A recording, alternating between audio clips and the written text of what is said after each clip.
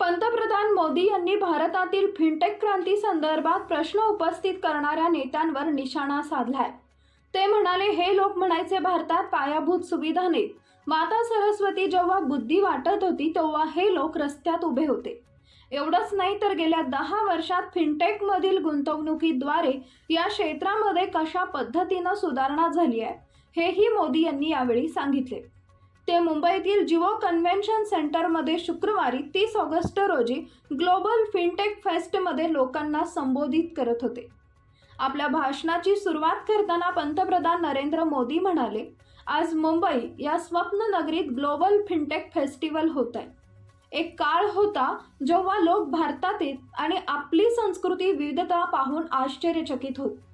आता आम्हाला जेव्हा लोक भारतात येतात तेव्हा त्यांना आमची फिनटेक विविधता पाहून आश्चर्य वाटते। विमानतळावर उतरण्यापासून ते खरेदीपर्यंत सर्वत्र भारताची फिनटेक क्रांती दिसून येते। गेल्या 10 वर्षात फिनटेक क्षेत्रात 31 अब्ज डॉलर एवढी गुंतवणूक करण्यात आली आहे। माझ्यासारख्या चहावाल्याला विचारले जात होते, फिनटेक क्रांती कशी होणार? पंतप्रधान मोदींनी भारतातील स्वस्त मोबाईल फोन, डेटा आणि झिरो बॅलन्स जनधन बँक खात्यांचा उल्लेख करत विरोधकांवर निशाणा साधला। ते म्हणाले, आपल्याला आठवत असेल की पूर्वी काही लोक संसदेत उभे राहून विचारत होते। स्वतःला अत्यंत विद्वान समजणारे लोक विचारत होते। सरस्वती जेव्हा बुद्धी वाटत होती तेव्हा ते रस्त्यावर पहिले उभे होते। ते म्हणायचे भारतात बँकेच्या एवढ्या शाखा, इंटरनेट आणि बँका नाही। एवढंच नाही तर भारतात वीजही नाही असं ते म्हणायचे।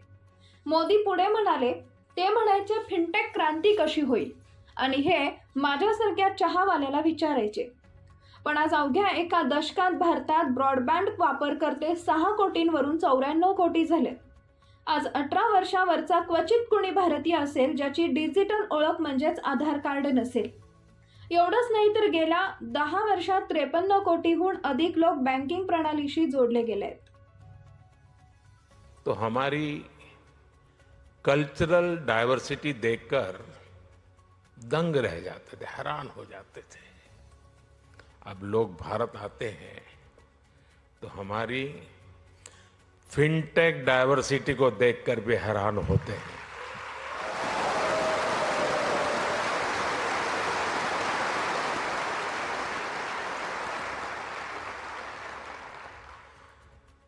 एयरपोर्ट पर लैंड करने से लेकर स्ट्रीट फूड और शॉपिंग एक्सपीरियंस तक भारत की फिनटेक क्रांति चारों तरफ दिखती है। पिछले 10 साल में फिनटेक स्पेस में $31 बिलियन से ज्यादा का निवेश हुआ है।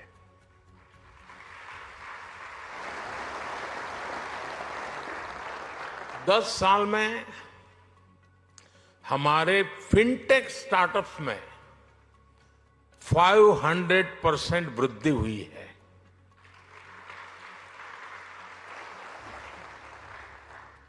सस्ते मोबाइल फोन, सस्ते डेटा और जीरो बैलेंस जनधन बैंक खातों ने भारत में कमाल कर दिया है।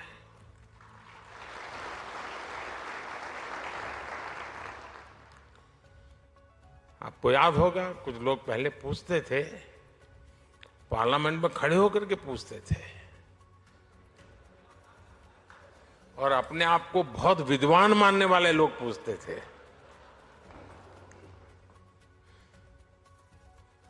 सरस्वती जब बुद्धि बांट रही थी तो वो रास्ते में पहले ही खड़े थे।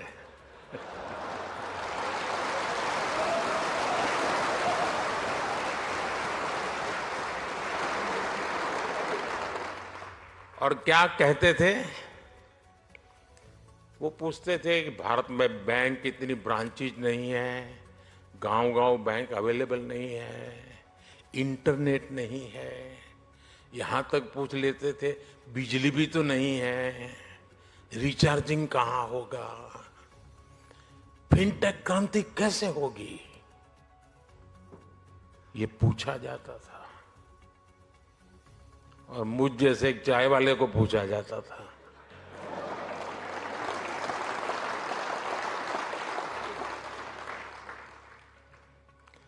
लेकिन आज देखिए, एक दशक में ही भारत में ब्रॉडबैंड यूजर 60 मिलियन यानी 6 करोड़ से बढ़कर 940 मिलियन यानी करीब 94 करोड़ हो गए।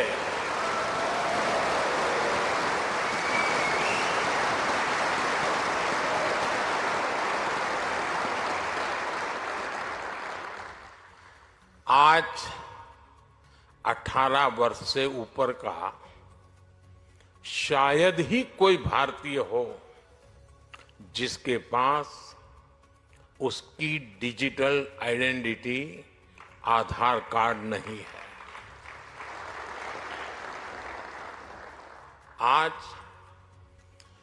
530 मिलियन यानी 53 करोड़ से अधिक लोगों के पास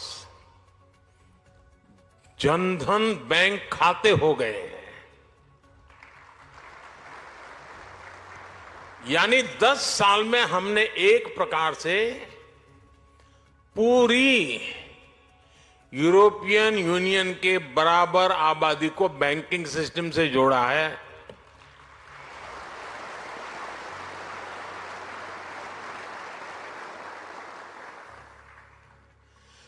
साथियों, जनधन, आधार, मोबाइल की इस ट्रिनिटी ने एक और ट्रांसफॉर्मेशन को गति दी है। कभी लोग कहते थे कि कैश इज किंग। आज दुनिया का करीब करीब आधा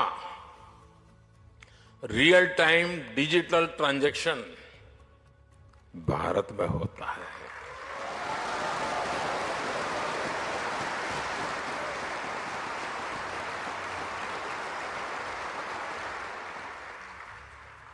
पूरी दुनिया में भारत का यूपीआई फिनटेक का बहुत बड़ा उदाहरण बन गया है।